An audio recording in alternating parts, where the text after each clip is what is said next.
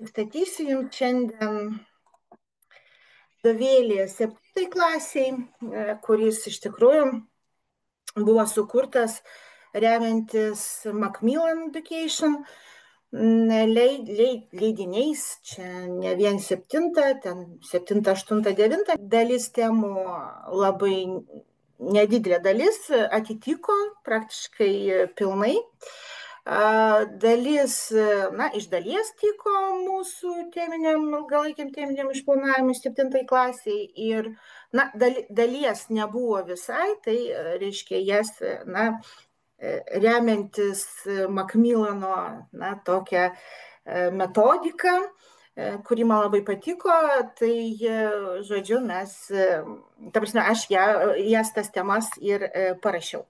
Ir mokytojo knyga, kurią sukūriau kartą, tai taip labai man patiko ta iš tikrųjų idėja, nes jau yra 9 klasiai bytas, aš su juo dirbau jau praeitais metais, be mokytojo knygos. Bytas 10 klasiai yra išleistas, jau pradėsim dirbti šiais metais, irgi be mokytojo knygos, o bytui 8 irgi bus pagal tą Macmillan logiką sukurta ir mokytojo knyga. Bet šiandien aš jums trumpai, tikiuosi, kad labai trumpai, papasakosiu apie bytą 7, kas ten yra, kaip, žodžiu, viskas sudėliota, kodėl būtent spausdinta versija. Ir siūlyčiau ją būtent ir turėti, ne elektroniniu pavidalu, aš turiu minėti. Ir apie mokytojo knygą. Ir trumpai, čia yra teminis išplanavimas, toks nelabai detalus, bet, kaip čia suskirstyta į skyrius, ir čia jūs matote dar, temas skyriuose, kurios yra aprašytos vadovėlyje. Tai skyrių iš viso yra 5, 2 dideli skyriai, 1 ir 5, ir tada 3, aš apie juos, apie visus skyrius tai detaliau pašnekėsiu, ir 3 skyriai, kurie yra mažesni. Ir kadangi dabar mes turim 36 savaitės, jau ne 37, o gal ateity grįšim ir dar mažiau turėsim tų savaičių, tai iš pradžių aš taip norėjau remtis 37 savaitėm, po to 36, o po to galvoju, maža kas sumažės. Vienas dalykas, antras dalykas yra tokios temos, kurios, gana didelės. Tai aš paimsiu. Tai, su Exceliu, su skaičiuoklėm, pakankamai daug tų pamokų numatyta, ir tų pamokų skaičius ženkliai priklauso nuo klasės, su kuria jūs dirbat, nuo 7-okų, ir viena dar apie, žodžiu, algoritmus, taip, programavime. Tai irgi, tokia tema, kur galima ir 50 valandų kalbėti, ir apsiriboti, jeigu tik toks susipažinimas, vėlgi priklausomai nuo klasės, tai, maksimum paėmiau, tai čia jums spręsti, kaip jūs ten išdėliosite tas pamokas, ir, iš viso išeina 39 pamokos. Gerai, tai vadovėlio struktūrinės dalis, reiškia, kiekvienas skyrius prasideda, sudominimo tekstu ir vaizdu, kuris atitinka to skyriaus, loginį dėstymą.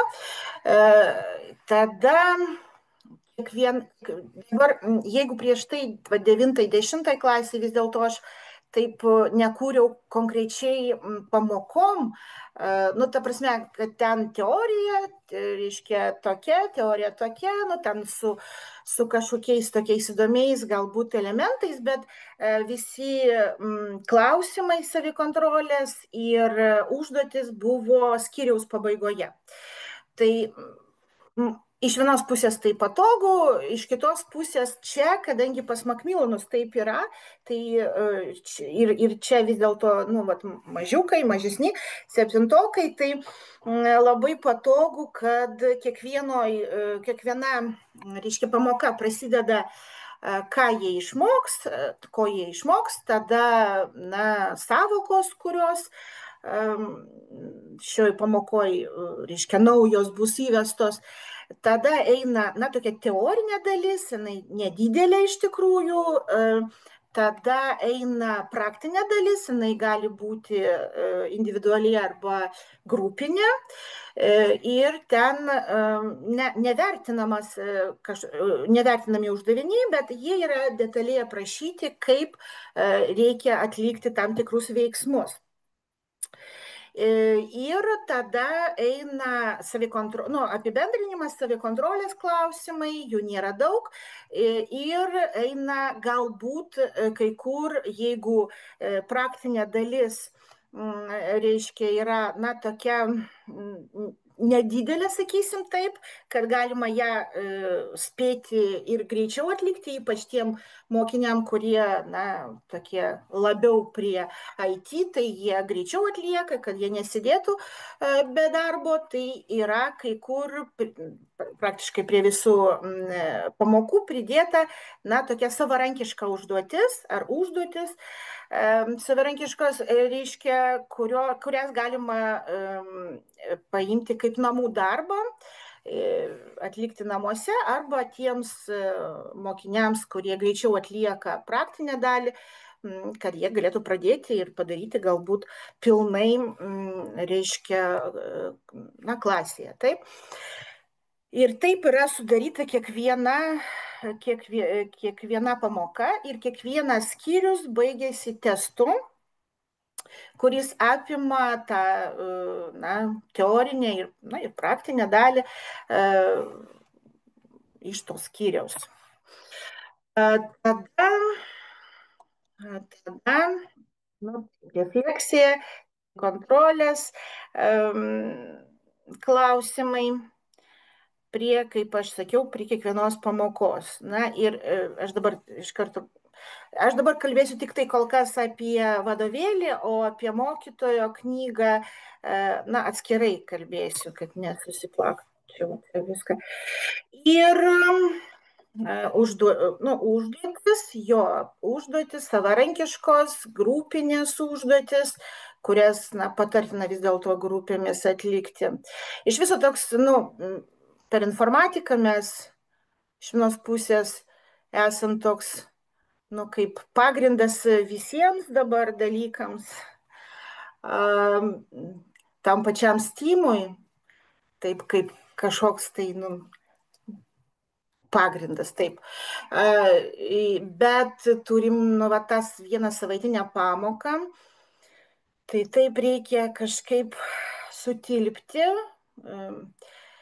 tiek daug išdėstyti per tokį, iš tikrųjų, nu, kaip savaitę, jeigu išpuola su kokiais nors ten eventais, renginiais, tai arba ten koks NMPP pas jūs. Jeigu viena pamoka, nu, tokia jau labai didelio tęstinumo, ta prasme, jeigu viena pamoka išpuls, kažkaip tai nebus išdėstyta pilnai, tai, nu, bendrai, kaip sakant, greičiausiai bendras vaizdas to skyriaus, na, jisai bus išlaikytas ir pagrindinės mintis to skyriaus. Nes šiaip ar taip, nu, žodžiu, taip, tai pagrindinės yra 3 tokie, nu, kaip jūs žinote, uždaviniai, tai pritraukti merginas prie IT, nes toks resursas neišnaudotas didelis, na, sudominti programavimu, taip, ir tas pačias merginas, ir tuos pačius vaikinus, kurie atrodo sėdi prie tų kompų ir netgi yra linkę galbūt prie programavimo, bet tas dirbtinis intelektas dabar taip, nu, iš vienos pusės, be abejo, pagalbininkas, su juo ten kovoti nereikia, bet iš kitos pusės, nu, iš tikrųjų labai taip sunku paaiškinti, kodėlgi jie taip turėtų, na, giliai mokytis to programavimo, suprasti tas kalbas, aplinkas, susigaudyti. Nu, trečias dalykas tai yra, kad jie išmoktų, na, su IT įrankiais, na, taip laisvai, nežinomoje aplinkoje jaustis ir, žodžiu, mokėti nežinomoje aplinkoje orientuotis greitai. Dėl to čia yra, na, temos pakankamai atrodo iš pirmo žvilgsnio, net ir galbūt toliau nuo IT, kaip anksčiau mes turėjom, vis dėlto vis tiek tai buvo konkretus įrankiai, ne, tai tekstinis redaktorius, ten skaičiuoklė, ten prezentacijų kūrimas, nu, ir ten aplink šitą visą. Na, dabar šiek tiek yra kitaip ir kokia čia yra logika būtent tų skyrių ir išdėstymo ir juose esančių pamokų. Tai pradedam mes nuo skaitmeninio turinio kūrimo, tai yra, kad jie išmoktų teisingai vykdyti tuos projektus, kurie dabar turėtų būti nuo 7 klasės, kiekvienais metais, žodžiu, iki 10 klasės, jie vykdo tuos projektus dabar per visus dalykus, tai jie tai turėtų, na, mokėti surinkti, taip, pradinius duomenis, teisingai apdoroti, na, ir vaizdžiai vaizduoti, tai yra vizualizuoti, ne, tuos, na, analizės rezultatus, kuriuos jie, na, gaus. Čia yra pakankamai daug, net matot, apie 50 puslapių skirta. Po to, po šito eina kaip ir kiekvienais metais, na, žodžiu, kiekvienoj klasiai, kaip saugiai dirbti kompiuteriu.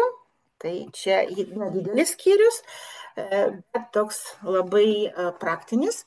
Taip, na, po to apie virtualią komunikaciją ir bendradarbiavimą, tai kaipgi ten, žodžiu, jie surinko duomenis, jie ten analizuoja, kaip, nu, saugiai dirbti kompiuteriu, ta prasme, virusų neprikaupti, ir, reiškia, kaip bendradarbiauti, kaip čia irgi reikia mokėti, na, tos virtualios komunikacijos ir etikos, ir, žodžiu, yra irgi ką žinoti, ko žinoti. Gerai, tada ketvirtas skyrius, tai yra, tai trečias, technologinių, reiškia, problemų sprendimas, vis dėlto ketvirtas virtualioji komunikacija. Kažkai yra taip. Trečias, tai yra, kaip prijungti projektorių, spausdintuvą, kur kas yra techniškai, kad visi mokėtų, tada apie virtualią komunikaciją ir bendradarbiavimą. Ir didelis skyrius, tai yra algoritmai ir programavimas, ir čia, na, yra įvadinės žinios apie algoritmus ir programavimo aplinkas, programavimo kalbas, šiek tiek apie metodus programavimo, kad, na, žinotų, kad yra bendra visom programavimo kalbom ir kad apie tai žinotų, nes 8 klasėje tai yra, na, tęsiama. Pirmas skyrius, taip, skaitmeninio turinio kūrimas, ir čia yra 5 temos ir 14 pamokų, nes kai kuriuose temose, reiškia, yra kelios pamokos. Taip, tai stambiai čia dabar yra tokios 5 temos, tai yra skaitmeninių technologijų derinimas ir integravimas, tada jie išmoksta dirbti su debesija, tada kaip pasirinkti šaltinius ir atmesti nepatikimus. Tada eina apie skaičiuoklę, nes pradinius duomenys jie pradeda apdoroti ir analizuoti ir vizualizuoti su diagramom. Ir tada išmoksta pristatyti tai, ką jie, na, sužinojo, taip, išanalizavo, išnagrinėjo Ir skyriaus testas, šiaip testą aš siūlau duoti ant popierėje, todėl kad, dėl dirbtinio intelekto be abejo naudojimo vienas dalykas, aišku, tikrinti gal ne taip patogu, bet klausimai ten yra sudaryti taip, jis tik vadinasi testas, čia galima vadinti ir kontroliniu darbu, kadangi ten atvirų klausimų yra daugiau negu su pasirinkimais, negu uždarų. Tai pagal mane testas gali būti duotas visai pamokai, tai ne testas, tai kontrolinis darbas išeina. Tai kaip jau pavadinsit, tai pavadinsit, aš pavadinau testu. Taip. Tai kiek čia yra iš viso savikontrolės klausimų, kiekvienoje temoje suskaičiavau, tai čia jūs matote lentelėje. Ir čia jau yra, reiškia, inicijuojamas pirmas projektinis darbas. Labai mažas, labai paprastas kol kas, surinkti tokius labai paprastus duomenis, ten iš apklausos kokios ir, galimos temos irgi duotos ir kiekviena pamoka, kol tas darbas, čia per vieną pamoką, vėliau bus taip, kad projektinis darbas inicijuojamas, pavyzdžiui, pirmą pamoką arba antrą skyriaus pamoką ir po to kiekviena pamoka yra priminimas, kad jūs dabar per šią pamoką turėtumėt, jau per šią savaitę, sakykime, turėtumėt atlikti tą ir tą, jau tokį etapą to projekto, nes juos reikia išmokyti teisingai ir kokybiškai atlikti tuos projektinius darbus, kad jiem jau tai taptų jau praktiškai rutina. Taip, tai čia toks mažiukas toks projektinis darbas, bet jie jau taip susipažįsta su etapais, ką čia reikės daryti, kaip čia reikės pristatinėti, į ką atkreipti dėmesį, į ką nekreipti dėmesį. Tai pamoka prasideda tikslais, savokos, kad jie visą laiką galėtų grįžti ir reiškia, prie savęs turėti, kokios savokos šitoj pamokoje yra aktualios. Tada eina teorinė dalis, jinai nėra didelė, bet kažkokia pagrindinė informacija, kuri turi būti jiems išdėstyta. Taip. Ir vienoje iš tikrųjų pamokoje yra įdėtas įdomus faktas susijęs su ta pamokos tema. Ir tada eina praktinė dalis, kai yra galiai aprašyta, ką reikia spausti, rašyti, skaičiuoti ir panašiai. Tai čia yra darbas, kurį, jeigu labai reikia, galima ir vertinti, bet šiaip tai yra pasipraktikuoti tą teorinę dalį, kuri buvo išdėstyta ir kažkokiam įrankį, reiškia, tai reikėtų atlikti.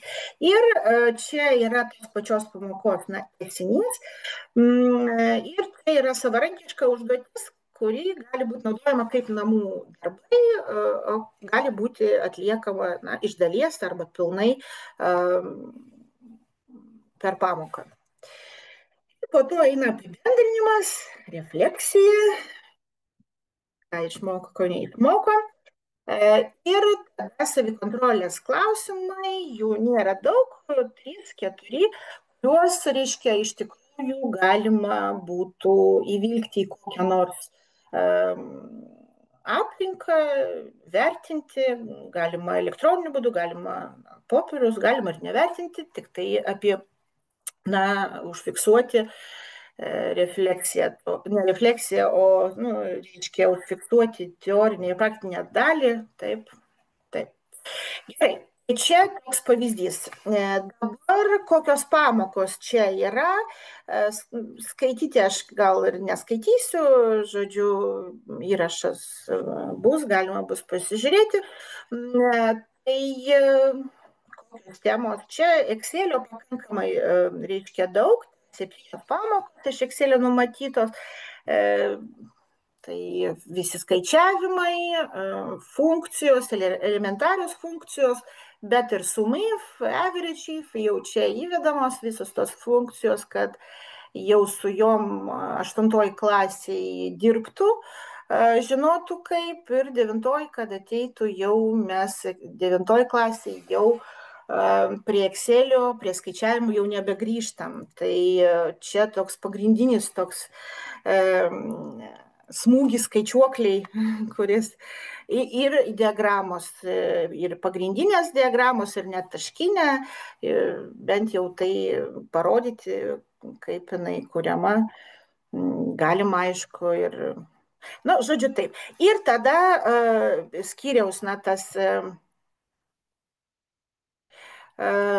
čia pirmos skyriaus apibendrinimas turima omeny, kad čia yra nu, testas arba kontrolinis darbas. Dabar antras skyrius, čia yra, jisai mažas, nedidelis, tai 4 pamokos ir 4 temos, tai po 1 pamoką temoje. Ir čia jau yra, reiškia, saugaus darbo kompiuterio, pagrindai, ne, kad jie ten mokėtų, atpažįstų rizikas žmogaus fiziniai ir psichiniai savijautai dirbant.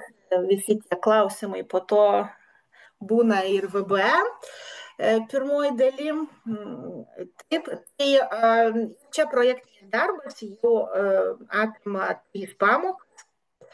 Tai ir rimtesnis pristatymas ir turėtų būti ir toks šiek tiek rimtesnis ir vertinimas po projektinio darbo, nes jie jau kaip ir išmoko.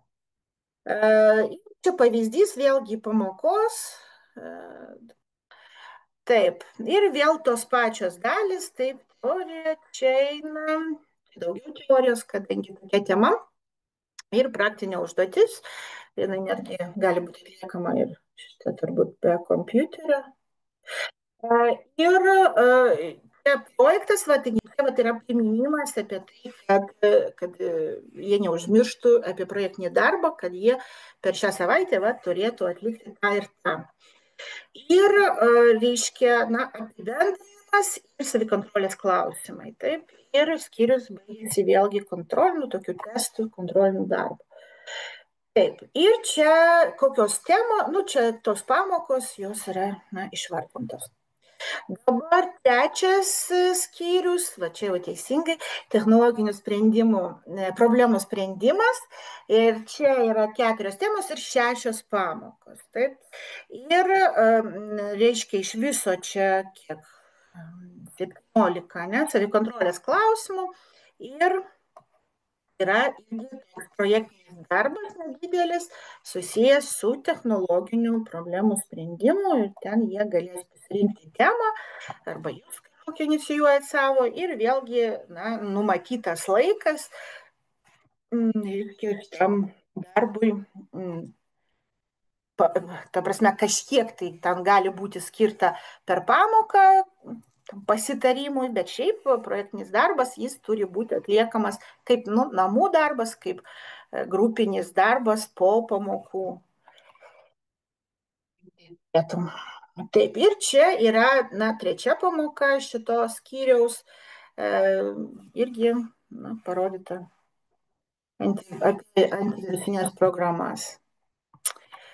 Taip, ir, žodžiu, tas pats priminimas apie projektą eina, šios dalies. Taip. Visi matysit dabar kol kas angliškus, čia kol kas yra Makmiono iliustracijos, kol kas jos yra įdėtos angliškos, bet viskas bus parašyta lietuviškai. Dabar 4 skyrius, tai yra virtualioji komunikacija ir bendradarbiavimas. Ir čia yra tik 3 pamokos, mažiukas skyrius.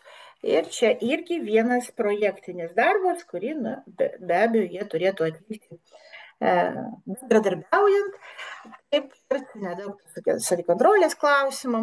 Žodžiu, čia jie išmoksta dalintis turiniu, srautinę duomenų siuntimą išmoksta, grupinio bendravimo priemonių pasirinkimą. Ir čia yra pavyzdys pirmos pamokos. Taip. Ir praktinio užduotis, ir vėlgi apie projektą, kuris čia per pirmą pamoką yra inicijuojamas. Taip, ir apibendrinimas, žodžiu, kaip vat, dalis kiekvienoj pamokoj. Taip. Ir čia pamokos tos 3, kaip jos vadinasi. Na ir turbūt didžiausias skyrius, panašus į pirmąjį, tai yra apie algoritmus ir programavimą. Šiek tiek mažesnis netgi už pirmąjį. Taigi čia yra toks įvadinė dalis į šią labai svarbią informatikai sritį. Taip, ir čia yra 6 temos ir siūloma 12 pamokų arba šiek tiek mažiau, kaip jūs tai jau savo numatot. Taip, tai čia, reiškia, yra apie kompiuterio raidą, apie algoritmus, apie programas, apie programavimo kalbos konstrukciją, apie aplinką. Vėlgi siūloma, kad tai būtų Pythonas ir C++.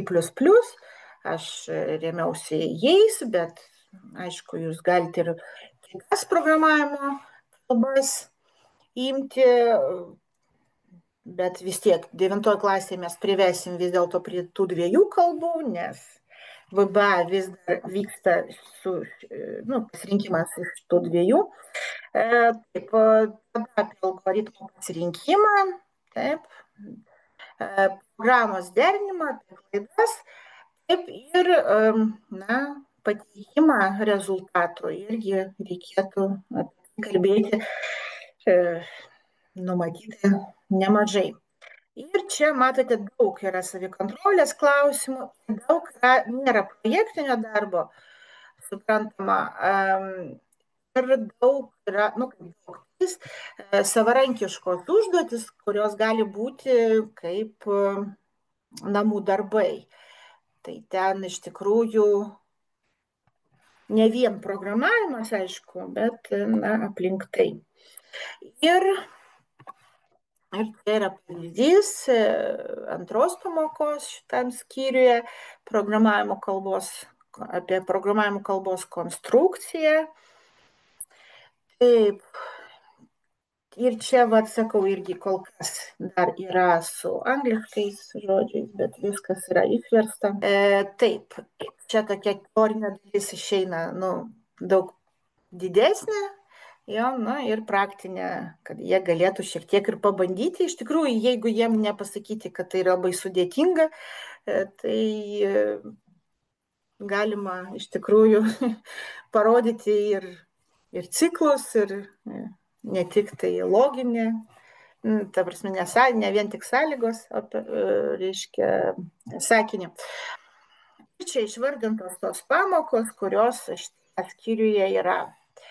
Tai va, čia yra apie patį vadovėlį. Ir kaip aš sakiau, čia yra aprašytos 39 pamokos, bet tikrai galima sutrumpinti be problemų.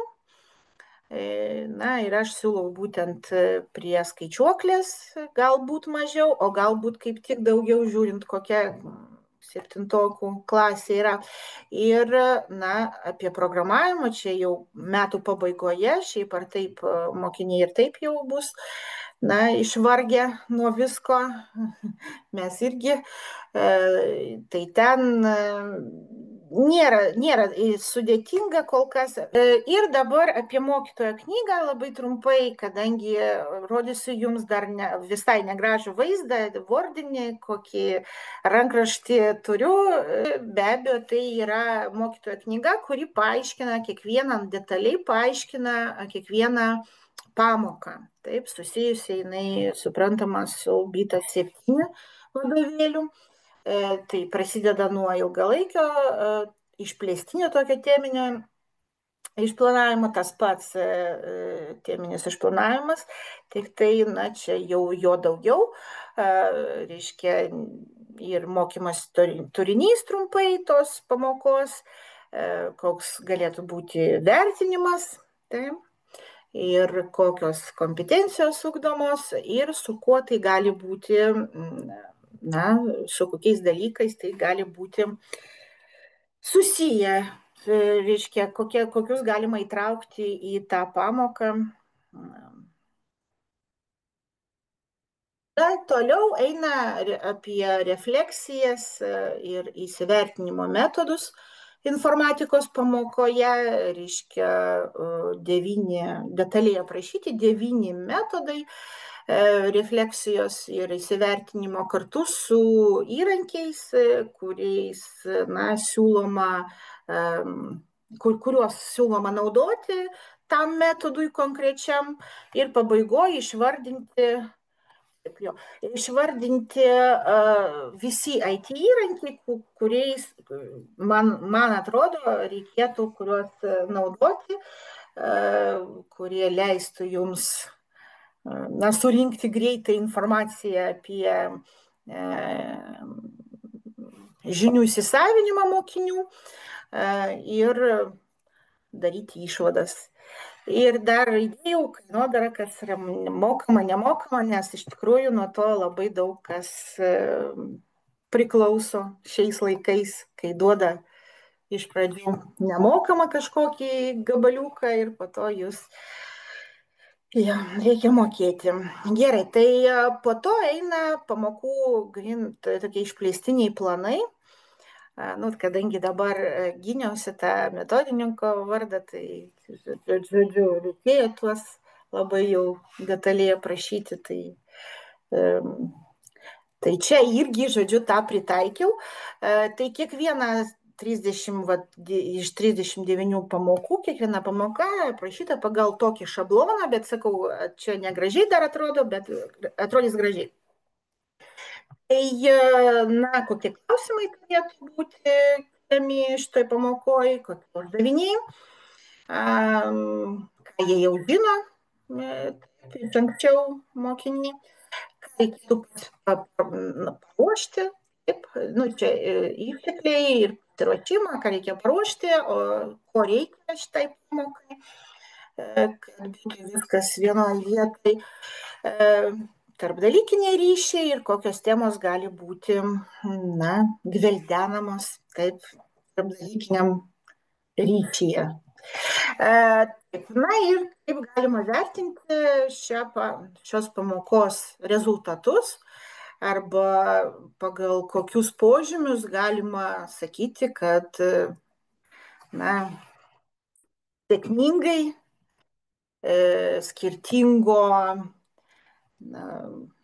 lygio, jeigu galima taip sakyti, reiškia, mokiniai, ką jie turėtų išmokti, žodžiu, ne, kurie, žodžiu, pradedantieji, pagrindinio lygio ir pažengę, nu, diferenciacija, nu, žodžiu, ir ką jie turėtų išmokti, taip, kokie vertinimo kriterijai, gebėjimai, žinios, supratimas, kompetencijos. Na, ta vertinimo rubrika taip vadinama, taip, pagal ką tiesiog, jeigu naudojat, pavyzdžiui, kokį nors Teamsus, tai ten ruošiant užduotį galima sukurti vertinimo rubriką ir, žodžiu, tuos, na, kriterijus, pagal kuriuos į tam tikrus balus jūs įrašysite, įvertinsit tam tikrais balais, na, galima tiesiog aprašyti ir naudoti tas rubrikas. Ir visiems tada, aišku, mokinys gauna jūsų vertinimą ir kartu tai, kas ten, nu, ta prasme, kas buvo negerai, iš karto ten viskas surašyta. Na ir vertinimo būdai, kurie gali būti tam tikroj pamokoje, reikia taiko. Pamokos eiga, bet čia, nu, aišku, tokia siūloma, čia be abejo neprivaloma, bet, na, su laiku, nu, ir su puslapiais kažkada bus, kur, reiškia, vadovėlyje ta dalis, apie kurią, na, aš čia rašau. Ir 45 minutės taip yra išskaidytas. Taip, lentelė tai tokia, nežiūrėkit, tiesiog per kelis puslapius, todėl tokie išplaukus. Ir projektinių darbų vertinimo kriterijai, kiekvienam projektiniam darbui bus pateikta kriterijų lentelė, kad jums būtų paprasčiau vertinti tuos projektinius darbus. Tai irgi yra siūlomas, ne? Projektinis darbas, tai pirmas, man atrodo, ir pagal 5 tokius punktus. Na, tada kiekvienas testas, kontrolinis darbas, žodžiu, jis yra irgi aprašytas, kiek mano siūlymas skirti taškų kiekvieną tam tikrą klausimą. Taip vėlgi galėtų atsakyti, čia remiantis, išklausiaugi. Žodžiu, tai testų teorija, taip, tai ką uždariem klausimam. O atviriem klausimams, tai, žodžiu, koks galėtų būti paaiškinimas ir kaip irgi reikėtų vertinti, jeigu paaiškinimas, na, visiškai taisyklingas, vis dėlto skirti, kad tų taškų yra kiekvienas tas kontrolinis darbas arba testas, yra, žodžiu, tai paprašytas ir tada irgi kaip reikėtų vertinti, taip, remiantis bendrų taškų skaičiumi. Ir dar tokia prie kiekvieno kontrolinio darbo, reiškia, iš kokios pamokos tos skyriaus, reiškia, klausimas, su kokia pamoka yra susijęs, kad galima būtų, na, vaikui aiškiai suprasti, kokios jo yra spragos ir ką jam reikėtų, na, pasimokyti. Realiai šitam testui reikėtų, na, jam pasimokyti, nu, ta prasme, pasiruošti, taip, perskaityti tos skyriaus bent teorinės dalis, jų nėra daug, taip, ir tikrai reikėtų